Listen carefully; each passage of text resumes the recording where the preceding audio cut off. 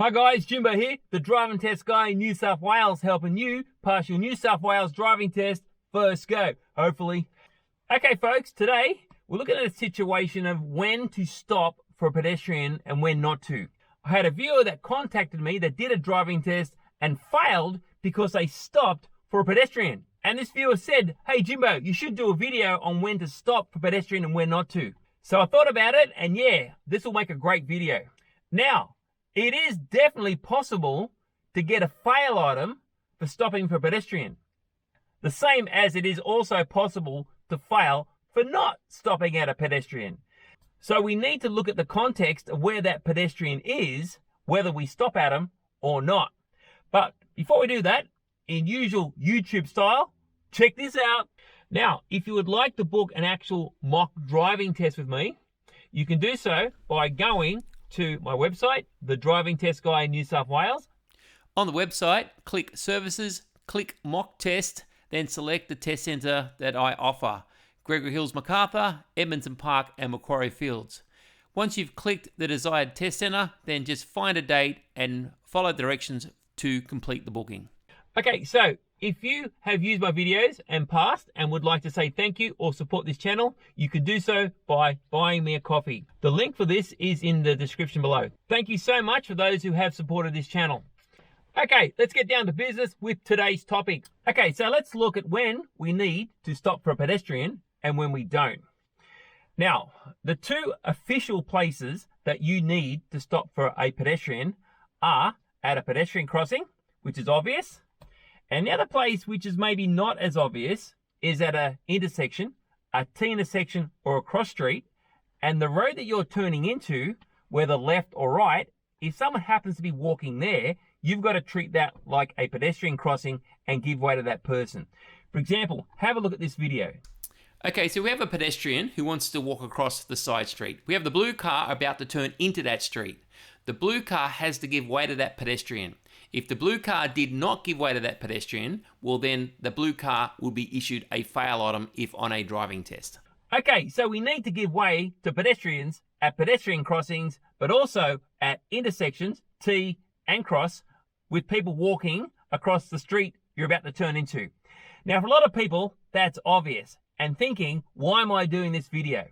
Now, the reason is things are not as clear and predictable as what you may think.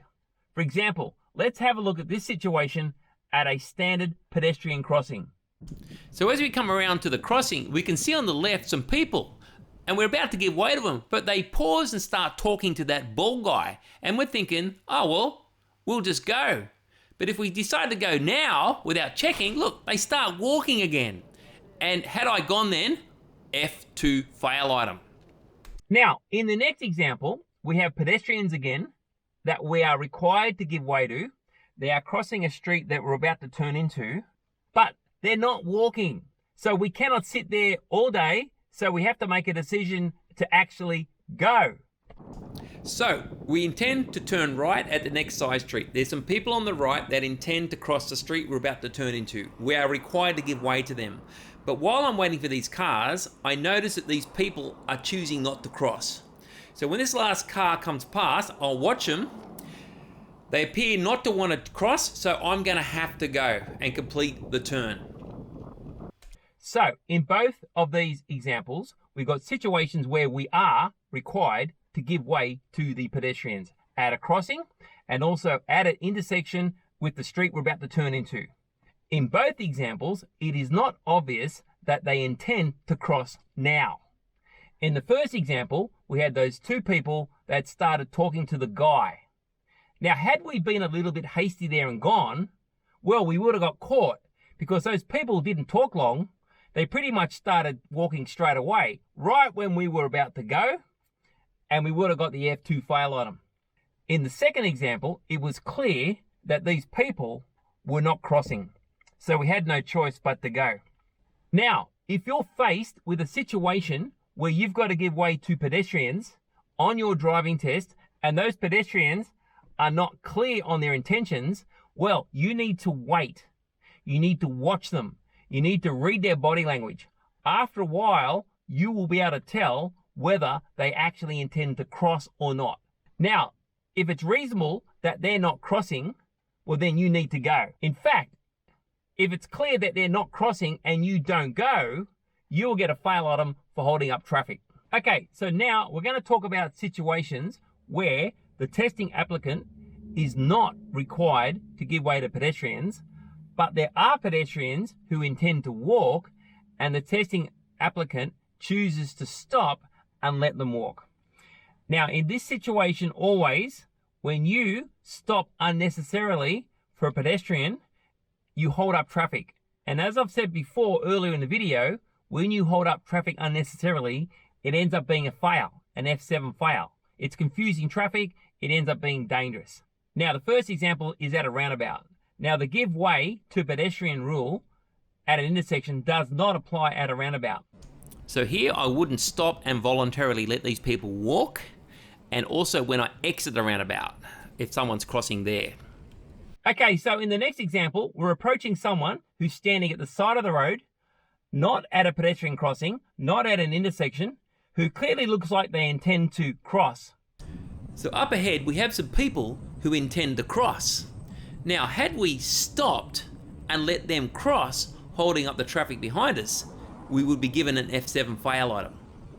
Now, the last example that I'll give today, where you could be tempted to stop for pedestrians that you're not meant to, is at pedestrian refuge islands. Now, these look very, very similar to pedestrian crossings. The pedestrian crossings, as you can see in the top left corner, have the traditional yellow signs with the walking feet and the zebra crossing painted on the road. The pedestrian refuge don't have any of that.